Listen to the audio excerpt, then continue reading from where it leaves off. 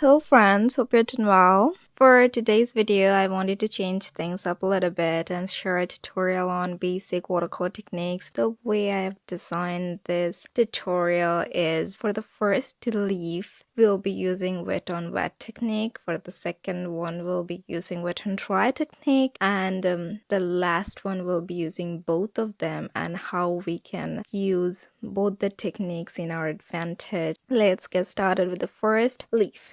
So the technique we'll be using for this one is called wet on wet technique. We are going to start by evenly wetting our paper first. Make sure it's thoroughly wet and there is no water pooling on one side and drying out another. After that, we'll add some color.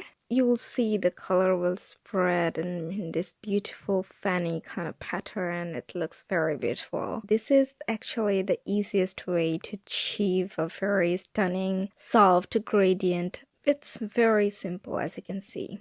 Since we are working on a leaf, we can introduce as many colors as we want, and we can have fun with many different tones and stuff. You know, this effect is very beautiful, very fun to work with, but it does get a little bit tricky if you're working on something that's a little bit more intricate, because as you can see, the color spreads where the water is.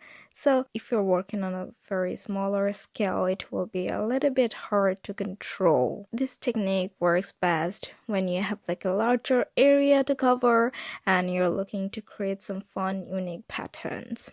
Oh, so as you can see, watercolor usually dries a little bit lighter, so I'm just going to be doing a few more layers till I get the depth I want.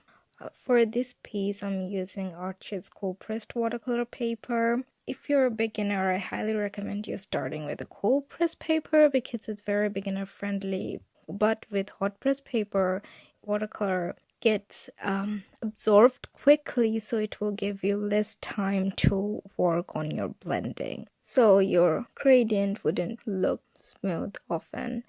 It just takes a bit of time to get assimilated with that kind of paper. So my recommendation would be to start with a cold pressed. So yeah, here I'm just darkening up the veins so we can have like a little bit of contrast there as well.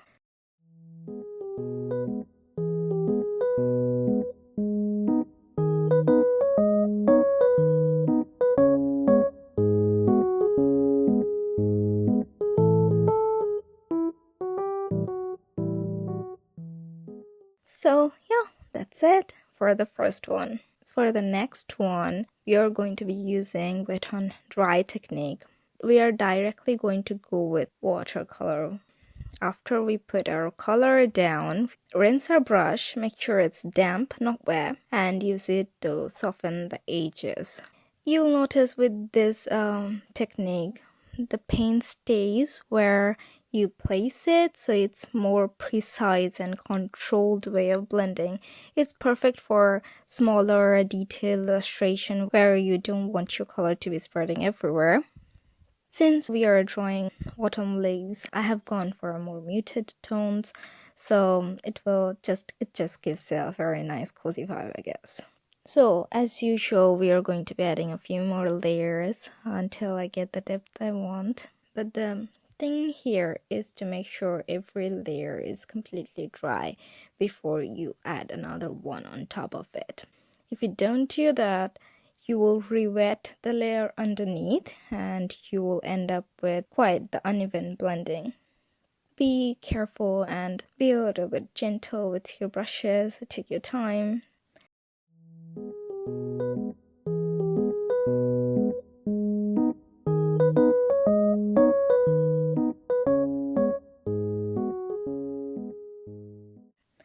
To finish up, I'm adding a darker color for the veins.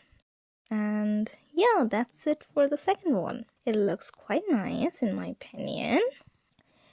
Now for the last one, we are going to be combining the both techniques and see how efficient they can be together and how we can streamline our process a little bit. So if you take a look at this leaf here, we have this larger area to cover. For that, the wet and wet technique is definitely the way to go. Remember when we did the wet and dry technique, we had to blend each color separately, which honestly took forever. But here, by just wetting the paper first and simply adding the colors, they will naturally mingle and create this smooth blended look. So once that first layer is completely dry, we'll build depth in each color separately. That way we can save time quite a bit.